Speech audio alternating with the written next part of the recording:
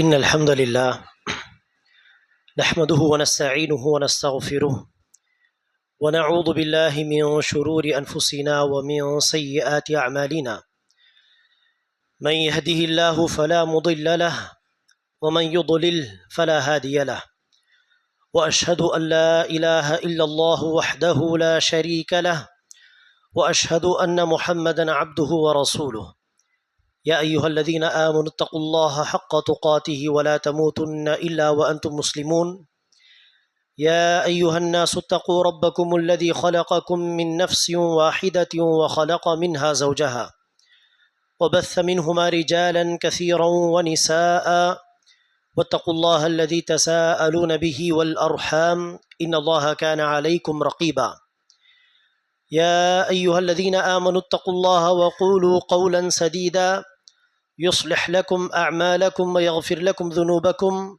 ومن يطع الله ورسوله فقد فاز فوزا عظيما أما بعد فإن خير الحديث كتاب الله وخير الهدي هدي محمد صلى الله عليه وسلم وشر الأمور محدثاتها وكل محدثة بدعة وكل بدعة ضلالة وكل ضلالة في النار قال نبينا صلى الله عليه وسلم الدين النصيحة.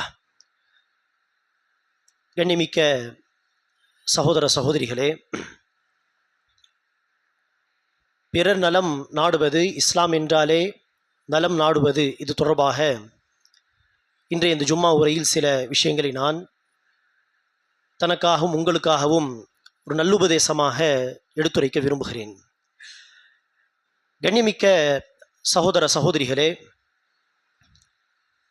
அல்லாஹ் நமக்கு வழங்கி இருக்கக்கூடிய இந்த தீன், இந்த மார்க்கம், இது எத்தகைய மார்க்கம் என்று குர்ஆனிலும் ஹதீஸிலும் அல்லாஹ் ரசூல் பலவிதமாக அதை அறிமுகப்படுத்துகிறார்கள். அல்லாஹ் சுப்ஹானஹு வ தஆலா குர்ஆனில் அல்லாஹ்விடத்தில் மார்க்கம் தீன் என்றாலே அது இஸ்லாம் தான். இஸ்லாம் என்றால் ஒட்டுமொத்த மார்க்கமே அதில் உள்ளடங்கும். அதில் குறிப்பாக கலிமா சொல்வது, தொழுவது, ஜகாத் கொடுப்பது, நோன்பு நோற்பது, ஹஜ்ஜு செய்வது, இதுதான் மார்க்கம். அதே போல மார்க்கம் தீன் என்றாலே அல்லாஹ்வை நம்புவது, மலக்குமார்களை நம்புவது, ரசூல்களை நம்புவது, வேதங்களை நம்புவது, மறுமை நாளை நம்புவது, நல்ல கெட்ட விதியை நம்புவது என்கிற அந்த ஈமான் தான் மார்க்கம் என்றும் தீன் என்பது அறிமுகப்படுத்தப்பட்டிருக்கிறது.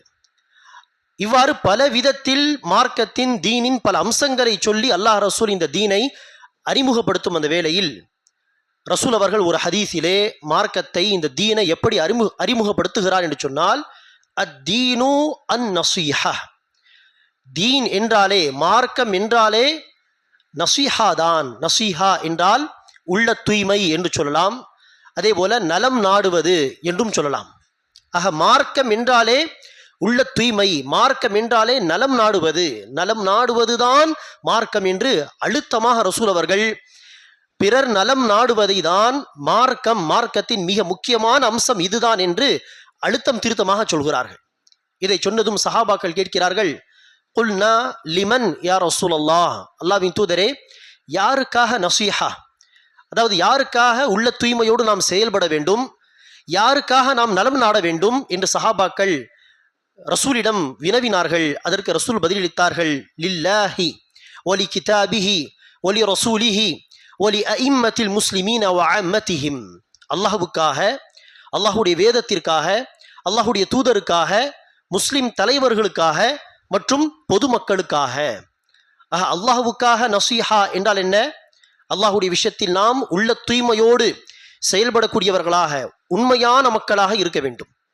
அல்லாஹ்வை மட்டுமே நம்ப வேண்டும், அல்லாஹ்வை மட்டுமே இறைவனாக ஏற்று அவனை மட்டுமே வணங்கி வழிபட வேண்டும், அவனுக்கு எந்த விதத்திலும் யாரையும் இணை துணையாக ஆக்கக்கூடாது, ஷிர்க் செய்யக்கூடாது, அவனுடைய கட்டளைகளை ஏற்று நடக்க முயற்சிக்க வேண்டும். இதுதான் அல்லாஹ்வுடைய விஷயத்தில் நஸீஹா, அல்லாஹ்வுடைய விஷயத்தில் உள்ள தூய்மையோடு நாம் செயல்படுவது, உண்மையாளர்களாக செயல்படுவது. அல்லாஹ்வுடைய வேதத்திற்காக நஸீஹா என்றால் என்ன? அல்லாஹ்வுடைய வேதம் குர்ஆன் நமக்கு வழங்கப்பட்டுள்ளது. இந்த குர்ஆன் அல்லாஹ்வின் புறத்திலிருந்து இறங்கிய வேதம். இதில் உள்ள ஒவ்வொரு வார்த்தை, ஒவ்வொரு எழுத்து அல்லாஹ் பேசியது. இதில் உள்ள ஒவ்வொரு சட்டத்தையும் நாம் நம்பிக்கை கொள்வது, குர்ஆனில் சொல்லப்பட்ட சட்டத்தை அமல்படுத்தினால்தான் மனித குலத்திற்கு நன்மை கிடைக்கும். குர்ஆனில் சொல்லப்பட்ட சட்டங்களுக்கு மாறு செய்தால்தான் இம்மை மறுமை நமக்கு பிரச்சனை என்று நம்பிக்கை கொண்டு அதை படிப்பது, அதனுடைய கல்வியை தேடுவது, அந்த கல்வியை பிறருக்கு கொண்டு போய் சேர்ப்பது, வாழ்க்கையில் அதை நடைமுறைப்படுத்த முயற்சிப்பது, இதுதான் அல்லாஹ்வுடைய வேதம் விஷயத்தில் நசீஹா. உள்ள தூய்மையோடு செயல்படுவது, உண்மையாளர்களாக இருப்பது. அடுத்து அல்லாஹ்வுடைய தூதருக்காக நசீஹா என்று ரசூல் சொல்கிறார்கள். அல்லாஹ்வுடைய தூதருக்காக நசீஹா என்றால் என்ன? உள்ள தூய்மை அல்லது நலம் நாடுவது, இரண்டு அர்த்தமும் இங்கு பொருந்தும்.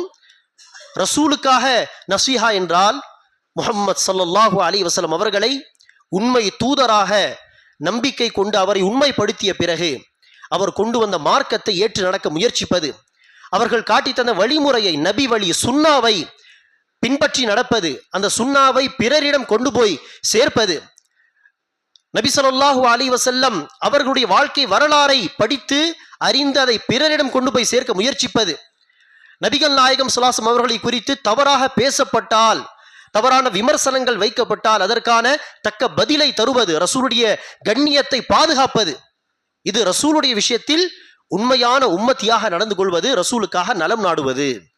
அடுத்து முஸ்லிம் தலைவர்களுக்காக என்று ரசூல் சொன்னார்கள். முஸ்லிம் தலைவர்கள் என்றால் யார்? இரண்டு விதமான தலைவர்கள் அதில் வருவார்கள். ஒரு சாரார்தான் மார்க்க ரீதியான தலைவர்கள், மார்க்க ரீதியாக மக்களை வழி நடத்தி செல்பவர்கள், அதாவது அறிஞர்கள், உலமாக்கள். அவர்களுக்காக நலம் நாட வேண்டும், அவர்களுடைய கண்ணியத்தை பாதுகாக்க வேண்டும்.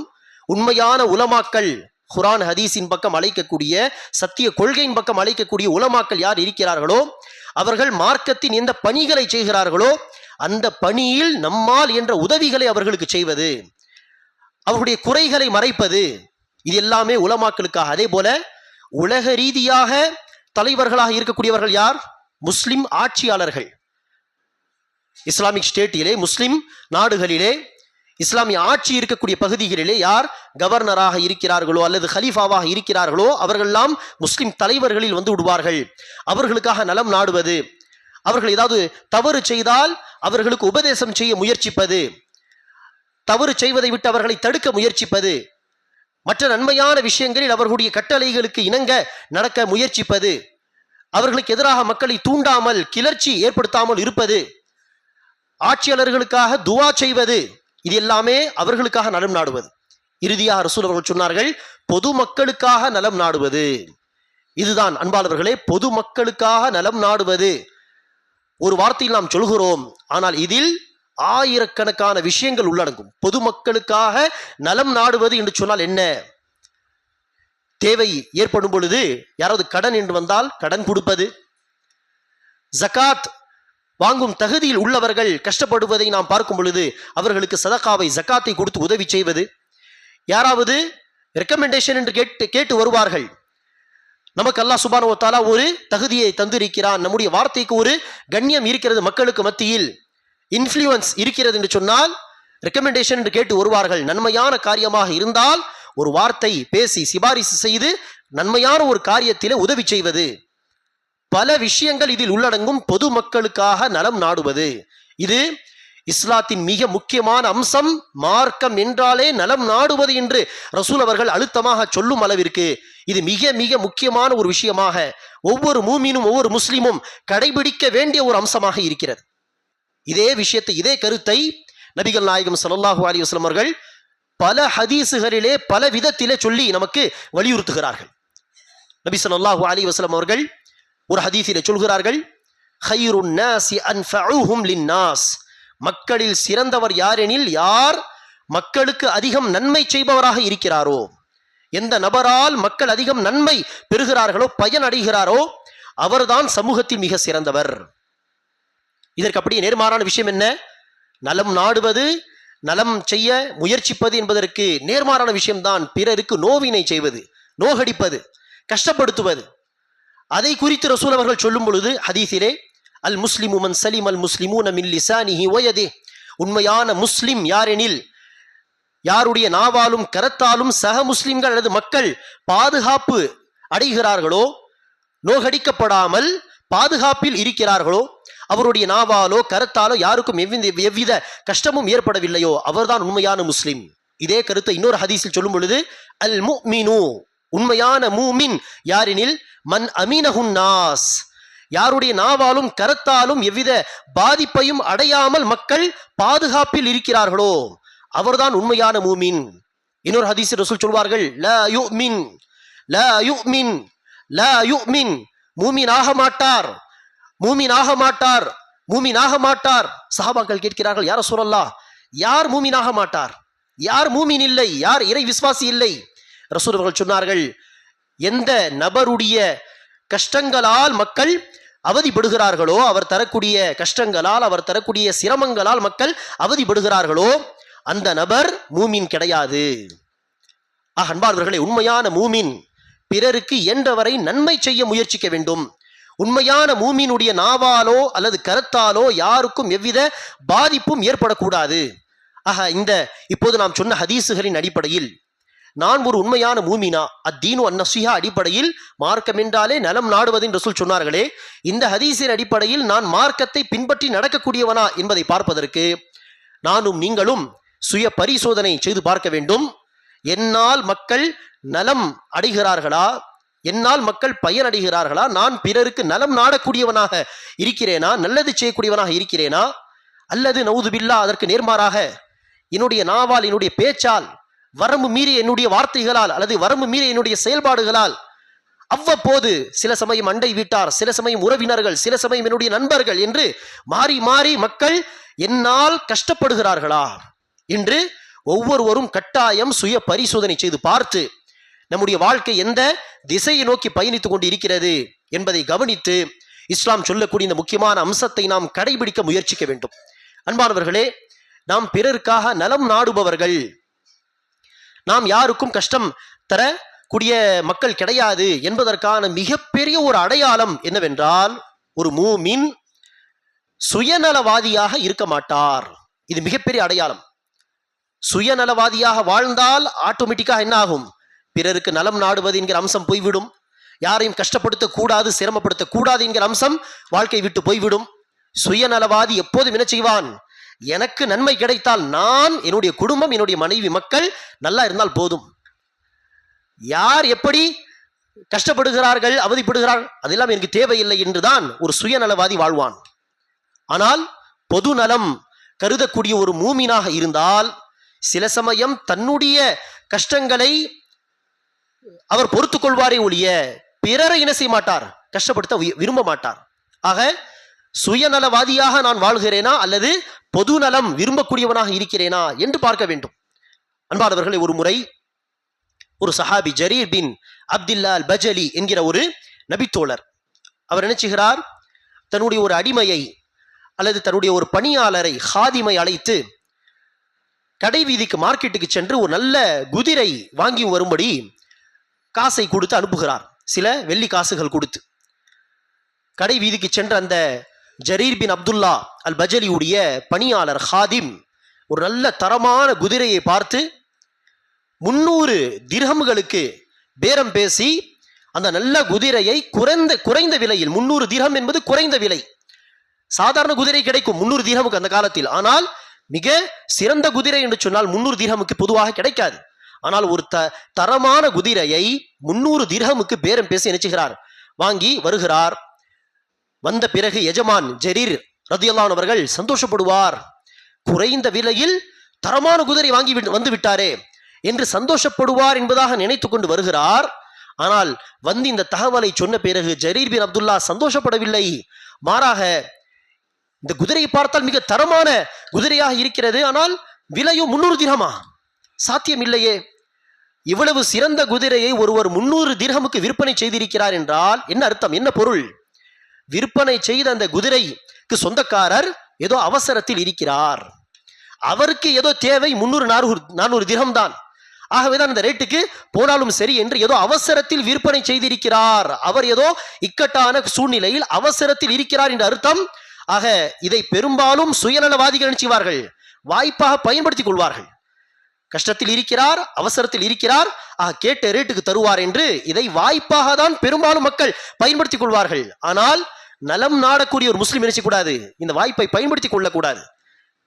அதிகம் நீங்கள் தருகிறீர்களோ இல்லையோ, அதற்குரிய காசையாவது கொடுத்து என்ன செய்ய வேண்டும், நீங்கள் வாங்க வேண்டும். ஆக ஜரீர் பின் அப்துல்லா நினைச்சுகிறார்கள், குதிரை யாரிடம் நீ வாங்கினாய், உடனே என்னை அந்த நபரிடம் அழைத்து செல் என்று சொல்லி அந்த நபரை தேடி போய் பிடித்தார்கள். அந்த நபரை சந்தித்த ஜரீர் பின் அப்துல்லா அல் பஜலி ரலியல்லாஹு அன்ஹு அவர்கள், 300 திர்ஹமுக்கு நீங்கள் கொடுத்த இந்த குதிரையை நான் 400 திர்ஹமுக்கு வாங்க விரும்புகிறேன், அதாவது கூடுதலாக 100 திர்ஹம் நான் தர விரும்புகிறேன் என்று சொல்ல அவர் சரி ஓகே என்று சொல்கிறார் சந்தோஷமாக. அடுத்து நினைச்சுகிறார், சரி இந்த குதிரை மீது நான் அமர்ந்து ஒரு முறை பார்க்கிறேன், சவாரி செய்து பார்க்கிறேன். சவாரி செய்து பார்த்து சொன்னார்கள், எதிர்பார்த்ததை விட இந்த குதிரை மிக தரமான குதிரையா இருக்கிறது. சரி 500 திர்ஹம், 600, 700 என்று சொல்லி இறுதியாக 300 திர்ஹமுக்கு ஏற்கனவே வாங்கிய குதிரையை 800 திர்ஹமுக்கு மொத்தமாக சேர்த்து 800 திர்ஹம் கொடுத்து நினைச்சுகிறார்கள். அந்த குதிரையை வாங்கினார்கள். பார்த்த அந்த பணியாளரும் மற்றவர்களும் கேட்டார்கள், 300 திர்ஹமுக்கு கிடைத்த குதிரையை மீண்டும் கூடுதலாக 500 திர்ஹம் கொடுத்து 800 திர்ஹமுக்கு வாங்க என்ன காரணம்? அதற்கு ஜரீர் பின் அப்துல்லா அல் பஜலி ரலியல்லாஹு அன்ஹு அவர்கள் பதிலளித்தார்கள், நான் இஸ்லாத்தை ஏற்ற பொழுது நபிகள் நாயகம் ஸல்லல்லாஹு அலைஹி வஸல்லம் அவர்கள் என்னுடைய கையை பிடித்து என்னிடம் பைஅத் வாங்கினார்கள், உறுதிமொழி வாங்கினார்கள். ரசூல் அவர்கள் நபியாகவும் ஒரு ஹாக்கிம், ஒரு தலைவராகவும் நினைச்சுவார்கள், பைஅத் வாங்குவார்கள், இஸ்லாத்திற்கான பைஅத். அப்போது என்ன உறுதிமொழி வாங்குவார்கள் ரசூல் அவர்கள்? பொதுவாக மரணிக்கும் வரை அல்லாஹ்வுக்கு மீண்டும் இணை வைக்க மாட்டேன் என்று சொல்லுங்கள், ஐவேளை தொழுகையை கடைபிடிப்பேன் என்று சொல்லுங்கள், நன்மையை இயன்றவரை செய்வேன் என்று சொல்லுங்கள், அல்லாஹ்வுக்கு மாறு செய்ய மாட்டேன் என்று சொல்லுங்கள் என்று பொதுவான சில உறுதிமொழிகளோடு சில சமயம் ரசூல் அவர்கள் குறிப்பாக சில உபதேசங்களை செய்வார்கள், உறுதிமொழி வாங்குவார்கள். அப்படி ஜரீர் பின் அப்துல்லாவிடம் ரசூல் அவர்கள் பிரத்யேகமாக வாங்கிய ஒரு உறுதிமொழி தான் அன்-நுஸ்ஹ் லிகுல்லி முஸ்லிம், ஒவ்வொரு முஸ்லிமுக்காக, ஒவ்வொரு மனிதனுக்காக நலம் நாடுவேன் என்று சொல்லுங்கள் என்று ரசூல் அவர்கள் உறுதிமொழி வாங்கினார். அந்த உறுதிமொழியை காப்பாற்றும் விதமாக தான் ஜரீர் பின் அப்துல்லா அல் பஜலி அவசரத்தில் இக்கட்டான சூழ்நிலையில் நல்ல குதிரையை 300 திர்ஹமுக்கு அவசரமாக விற்பனை செய்து போன அந்த நபரை மீண்டும் பிடித்து செய்தார்கள். அதற்குரிய விலையை கொடுத்து வந்தார்கள். அவருடைய சூழ்நிலையை பயன்படுத்திக் கொள்ளவில்லை. ஆக இது எதற்கான அடையாளம்? அந்த சஹாபி மார்க்கத்தின் அந்த உபதேசத்தை பின்பற்றி நடந்தார். மேலும் அந்த சஹாபி சுயநலவாதி கிடையாது, பொது நலம் விரும்பக்கூடியவர் என்பதற்கான மிகப்பெரிய சான்றா இல்லையா? ஆக இதே போல்தான் நாமும் என்ன செய்ய வேண்டும், நடக்க வேண்டும். அதே போல்தான் அன்பானவர்களே, சஹீஹ் புகாரில் வரக்கூடிய ஒரு ஹதீஸ், ஒரு சம்பவம், பனி இஸ்ராயீலில் நடந்த ஒரு விஷயத்தை ரசூல் அவர்கள் அந்த ஹதீஸிலே பதிவு செய்கிறார்கள். ஒருவர் மற்றொருவர் இடம் காசை கொடுத்து ஒரு இடத்தை வாங்குகிறார், ஒரு நிலத்தை வாங்குகிறார். நிலத்தை வாங்கி அந்த இடத்தில் அவர் குடியேறிய பிறகு பார்க்கிறார், அவர் புதிதாக வாங்கிய அந்த நிலத்தில் ஒரு புதையல் கிடைக்கிறது, ஒரு பொக்கிஷம், ஒரு புதையல். அதற்கு அவர் என்ன செய்யவில்லை, காசு கொடுத்து வாங்கிவிட்டோம், அடுத்து புதையல் கிடைத்திருக்கிறது, அது எனக்கு சொந்தமானது என்றவர் அப்படி இந்த புதையலை எடுத்து பயன்படுத்தி சைலண்டாக இருக்கவில்லை. மாறாக யாரிடம் அந்த இடத்தை வாங்கினாரோ அவரிடம் செல்கிறார். சென்றவர் சொல்கிறார், நான் உங்களிடம் வாங்கிய அந்த நிலத்தில் ஒரு புதையல் கிடைத்திருக்கிறது, இதோ அந்த புதையலை நீங்கள் எடுத்துக்கொள்ளுங்கள் என்று சொல்ல, அவரும் எப்படிப்பட்டவர் என்று பாருங்கள். அவர் சொல்கிறார், நான் தான் உங்களுக்கு அந்த நிலத்தை விற்பனை செய்து விட்டேனே, இப்போது அந்த நிலம் அதில் உள்ளது எல்லாமே உங்களுக்கு சொந்தமானது, ஆக இந்த புதையலும் உங்களுக்கு சொந்தமானது. அவர் சொல்கிறார், இல்லை, நான் விலை பேசி வாங்கிய அந்த நிலத்தை தான், அதில் உள்ள புதையலுக்கு நான் என்ன செய்யவில்லை, உங்களிடம் விலை பேசவில்லை, அந்த நிலம் எனக்கு சொந்தமானது, புதையல் உங்களுக்கு சொந்தமானது என்று இருவரும் நினைச்சுகிறார்கள், அதை எடுத்துக்கொள்ள மறுக்கிறார்கள். சரி, இதற்கு என்னதான் சொல்யூஷன், என்னதான் தீர்வு என்று ஒரு கல்வியாளரை சந்தித்தவர்கள் இதற்கான தீர்வை தேடி போனார்கள். அவர் பார்த்தார், இருவரும் இவ்வளவு நல்லவர்களா, சுயநலவாதிகள் நிரம்பி இருக்கக்கூடிய இந்த காலத்தில் பிறருடைய நலம் விரும்பக்கூடிய, சுயநலம் இல்லாத உள்ளம் படைத்த இவ்வளவு நல்ல மக்களா? ஆக இப்படிப்பட்ட மக்கள் உறவில் சேர்ந்து விட்டால், உறவினர்களாக மாறிவிட்டால் எவ்வளவு அழகான விஷயமாக இருக்கும் என்று என்ன செய்கிறார், உங்களுக்கு பிள்ளைகள் உண்டா, உங்களுக்கு பிள்ளைகள் உண்டா என்று விசாரிக்கிறார். விசாரித்து பார்த்தால் ஒருவருக்கு ஆண் பிள்ளையும் ஒருவருக்கு பெண் பிள்ளையும் இருந்தது. திருமணம் முடிக்கும் வயதில் அவர் அழகான ஒரு ஆலோசனை தந்தார்கள். அவர்கள் சொன்னார்கள், நீங்கள் இருவரும் மார்க்கத்தை பின்பற்றி நடக்கக்கூடிய, பிறருடைய நலம் நாடக்கூடிய, நியாயமாக நடந்து கொள்ளக்கூடிய, நேர்மையாக நடந்து கொள்ளக்கூடிய, யாருக்கும் அநீதி செய்யக்கூடாது என்று விரும்பக்கூடிய மக்களாக இருக்கிறீர்கள். ஆக உங்களுடைய பிள்ளைகள் திருமணம் முடித்து உறவில் இணைந்து விட்டால் எவ்வளவு அழகான விஷயமாக இருக்கும். ஆக நீங்கள் தன்னுடைய பிள்ளையை இவருடைய பிள்ளைக்கு கட்டி கொடுத்து அந்த புதையலை தன்னுடைய 2 பிள்ளைகளுக்கு நீங்கள் பரிசாக கொடுத்து விடுங்கள், அன்பளிப்பாக கொடுத்து விடுங்கள் என்று நினைச்சுகிறார், தீர்ப்பு வழங்குகிறார் என்று பார்க்கிறோம். ஆக அன்பார்வர்களே, வாய்ப்பு கிடைத்தால் எப்படி பிறருடைய காசை அபகரிப்பது என்று சுயநலவாதியாக வாழக்கூடிய மக்களுக்கு மத்தியில் எவ்வளவு அழகான உதாரணம் இது. இப்படிப்பட்ட உதாரணங்களை வைத்து நாம் என்ன செய்ய வேண்டும்? பொதுநலம் விரும்பக்கூடிய மக்களாக நாம் வாழ முயற்சிக்க வேண்டும். நேரடியாக சில சமயம் நமக்கு நன்மை செய்வதற்கு, பிறருக்கு நன்மை செய்வதற்கு கையில் வசதி வாய்ப்பு இருக்காது. அப்படி இருந்தாலும் நாம் சொன்ன அந்த ஹதீஸின் அடிப்படையில் அத்தீனு அந்நஸீஹா, மார்க்கம் என்றாலே நலம் நாடுவது. நலம் செய்வதற்கு, நன்மை செய்வதற்கு கையில் காசு இல்லாவிட்டாலும், வசதி வாய்ப்பு இல்லாவிட்டாலும் குறைந்தபட்சம் நாம் என்ன செய்யலாம்? நலம் நாடலாம். நலம் நாடினால், நலம் விரும்பினால் என்ன செய்வோம்?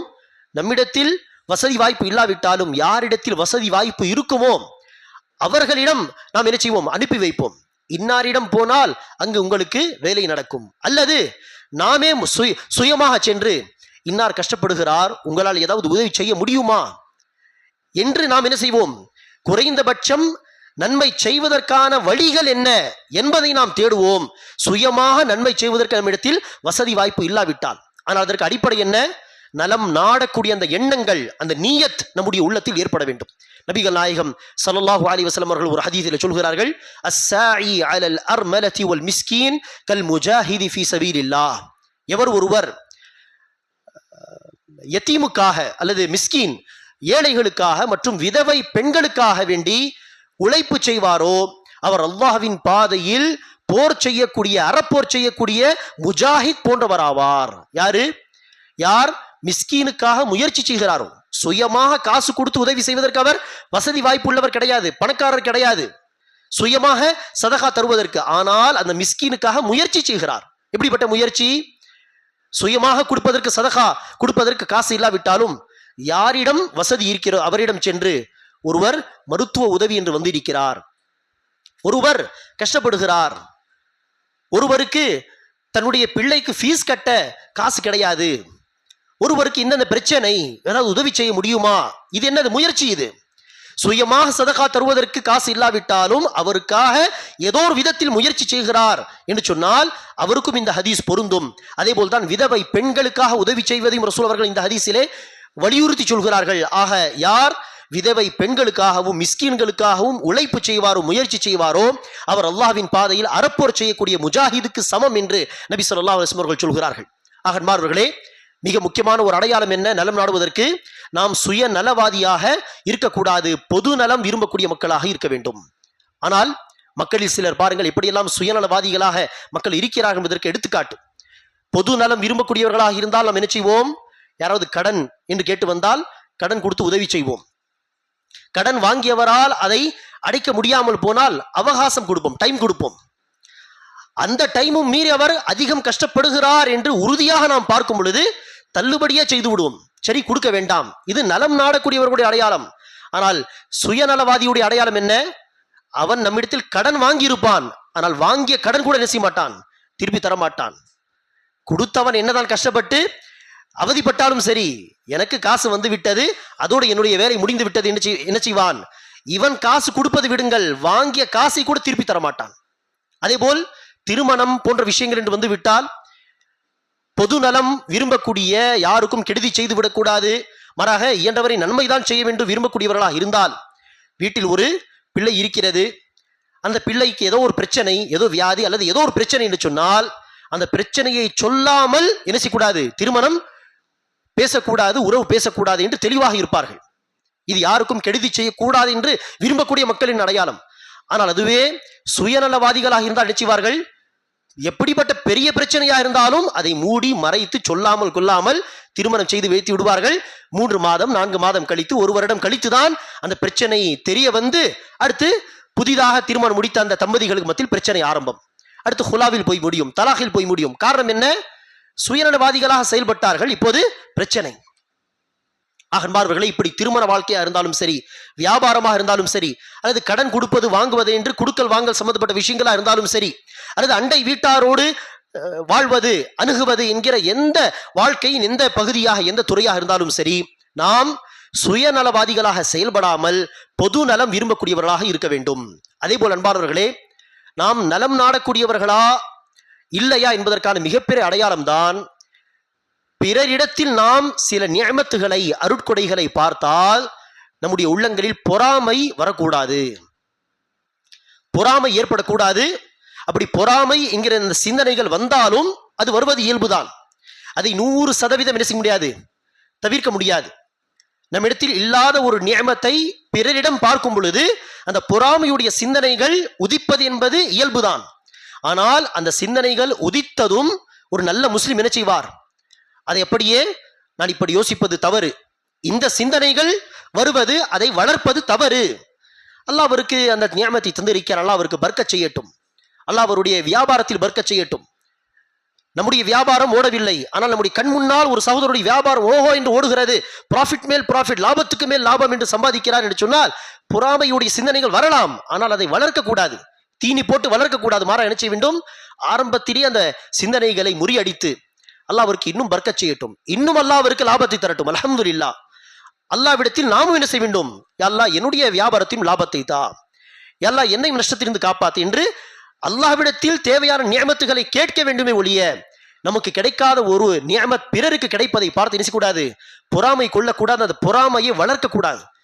அந்த பொறாமையை அடிப்படையாக வைத்து சில செயல்பாடுகளில் ஈடுபட்டால் இது இன்னும் மோசமான காரியம். எப்படி யூசுப் அலைஹிஸ்ஸலாமுடைய சகோதரர்கள் பொறாமையின் அடிப்படையில் அவர்களுக்கு யூசுஃபுக்கு ஏதாவது தீங்கிழைக்க வேண்டுமே என்கிற அந்த சிந்தனையில் யூசுப் அலைஹிஸ்ஸலாமை கொண்டு போய் அந்த கிணற்றில் போட்டார்களோ, அப்படி பொறாமையின் அடிப்படையில் சில தவறான நடவடிக்கைகளில் ஈடுபட்டால் அது இன்னும் மோசமான காரியம். அல்லாஹ் பாதுகாக்க வேண்டும்.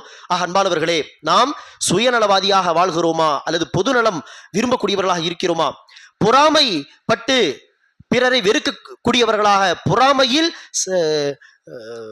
பல தப்பான நடவடிக்கைகள் செய்யக்கூடிய மக்களாக இருக்கிறோமா? அல்லது பொறாமை என்கிற சிந்தனைகள் வந்தாலும் ஆரம்பத்திலே அதை முறியடித்து பிறருடைய லாபத்தை பார்க்கும் பொழுது, பிறர் முன்னேறுவதை பார்க்கும் பொழுது சந்தோஷப்படக்கூடிய, சகோதரர்களுக்காக சகோதரிகளுக்காக துவா செய்யக்கூடிய, அவர்களுக்காக பர்க்கத்தை விரும்பக்கூடிய மக்களாக இருக்கிறோமா என்று நம்முடைய வாழ்க்கையை நாம் சுய பரிசோதனை செய்து பார்த்து இஸ்லாம் சொல்லக்கூடிய இந்த நல்ல அம்சத்தை தன்னிடத்தில் கொண்டு வர நாம் முயற்சிக்க வேண்டும்.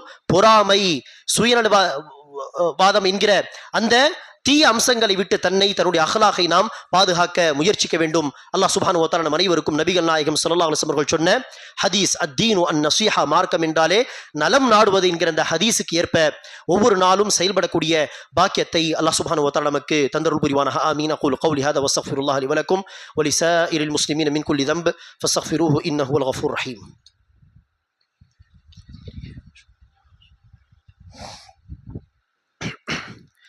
الحمد لله رب العالمين والصلاة والسلام على أشرف الأنبياء والمرسلين نبينا محمد وعلى آله وأصحابه أجمعين وعلى من تبعه بإحسان إلى يوم الدين أما بعد. கண்ணியமிக்க சகோதர சகோதரிகளே, பிறருக்காக நலம் நாட வேண்டும், மேலும் யாரையும் எந்த விதத்திலும் கஷ்டப்படுத்திவிடக் கூடாது என்பதை குறித்து சில விஷயங்களை நாம் முதல் உரையில் கேட்டோம். இந்த இஸ்லாம் சொல்லக்கூடிய குணங்களை எல்லாம் குறிப்பாக இந்த காலத்தில் நாம் அவசியம் கடைபிடித்து நடக்க வேண்டும். காரணம், இந்த காலத்தில் மக்களுக்கு நன்மை செய்தாலும் அந்த செய்தி வேகமாக பரவும், ஏதாவது தீமை செய்து அதனால் மக்கள் பாதிப்படைந்தால் அந்த தகவல் மினசியும் தீயாய் வேகமாக பரவும். அப்படிப்பட்ட ஒரு காலகட்டம் இது. சமீபத்தில் நாம் பார்க்கவில்லையா, சிறு குழந்தையை 2 குழந்தைகள் தன்னுடைய மனோ இச்சைக்காக வேண்டி, தன்னுடைய ஒரு விருப்பத்துக்காக வேண்டி கொலை செய்த சம்பவங்கள், அதை குறித்து பரவலாக பேசப்படுது. எப்படிப்பட்ட சுயநலவாதிகள் என்று பாருங்கள். தன்னுடைய ஒரு இச்சைக்காக வேண்டி, தன்னுடைய ஒரு சந்தோஷத்துக்காக வேண்டி தன்னுடைய சொந்த பிள்ளையை கொலை செய்த சம்பவம். சுப்ஹானல்லாஹ். இதைவிட மோசமான ஒரு காலத்தை, கலாச்சார ரீதியாக, ஒழுக்க ரீதியாக கேடுகெட்ட ஒரு காலத்தை பார்க்க முடியாது. அல்லாஹ் தான் பாதுகாக்க வேண்டும். ஆக இஸ்லாம் சொல்லக்கூடிய அந்த விழுமியங்கள், அந்த அஹ்லாகை நாம் அடிக்கடி போதிக்க வேண்டிய ஒரு கட்டாயத்தில் இருக்கிறோம் இந்த காலகட்டத்தில். அதே போல் நன்மை செய்தாலும் அதை குறித்து மக்கள் செய்வார்கள், பரவலாக பேசுவார்கள். டெல்லியில் ஒரு தீ விபத்து அநேகமாக ஏற்பட்டது. அதில் கீழே இறங்கி வர வழி இல்லாமல் ஜன்னல் வழியாக குதிக்கக்கூடிய ஒரு கட்டாயம். அதில் ஒரு முஸ்லிம் நினைச்சுகிறார், ஒரு வியாபாரி, அந்த மெத்தை, அந்த மேட்ரஸ் எல்லாம் விற்பனை செய்யக்கூடிய வியாபாரி உடனே கடையில் இருந்த மேட்ரஸ் எல்லாம், மெத்தை எல்லாம் கொண்டு வந்து அங்கு விரித்து விடுகிறார், மக்கள் அதில் குதிக்கட்டும் என்பதற்காக. அதை குறித்து மக்கள் நினைச்சுகிறார், பெருமையாக பேசுகிறார்கள். ஆக குறிப்பாக இப்படிப்பட்ட இந்த காலகட்டத்தில் நாம் இஸ்லாத்திற்காக, சமூகத்திற்காக நல்ல பெயரை வாங்கி தரும் விதமான செயல்களை செய்ய முயற்சிக்க வேண்டும். மக்கள் இஸ்லாம் இதுதான், முஸ்லிம்கள் சொன்னால் இதுதான், முஸ்லிம்களுடைய அஹ்லாக் இதுதான் என்று அறிந்து இஸ்லாத்தின் பால் அவர்கள் வர வேண்டும் என்பதற்காக. இல்லையா, குறைந்தபட்சம் நம்முடைய தப்பான ஒரு செயலால் இஸ்லாத்திற்கோ அல்லது சமூகத்திற்கோ அவப்பெயர் நினைச்சக்கூடாது, குறைந்தது வரக்கூடாது. அந்த விதத்தில் தன்னுடைய செயல்பாடுகளை நாம் அமைத்துக் கொள்வோமாக. அல்லாஹ் சுப்ஹானஹு வ தஆலா நம் அனைவருக்கும் சொன்ன இந்த விஷயங்களை சொல்வதை விட கேட்பதை விட அதிகம் தன்னுடைய வாழ்க்கையில் அதை நடைமுறைப்படுத்தக்கூடிய பாக்கியத்தை தந்து அருள் புரிவானாக. ஆமீன். ரப்பனா ஆத்தினா ஃபித் துன்யா ஹஸன வ ஃபில் ஆখিরাতি ஹஸனத வ கினா அஸாபன் நார். اللهم آت أنفسنا تقواها وزكها أنت خير من زكاها أنت وليها ومولاها. اللهم أعز الإسلام والمسلمين وانصر الإسلام والمسلمين واخذل الكفرة واليهود والنصارى والمشركين. ربنا ظلمنا أنفسنا وإن لم تغفر لنا وترحمنا لنكونن من الخاسرين. ربنا آتنا في الدنيا حسنة وفي الآخرة حسنة وقنا عذاب النار. اللهم صل على محمد وعلى آل محمد كما صليت على إبراهيم وعلى آل إبراهيم إنك حميد مجيد. اللهم بارك على محمد وعلى آل محمد كما باركت على إبراهيم وعلى آل إبراهيم إنك حميد مجيد. سبحان ربك رب العزة عما يصفون وسلام على المرسلين والحمد لله رب العالمين.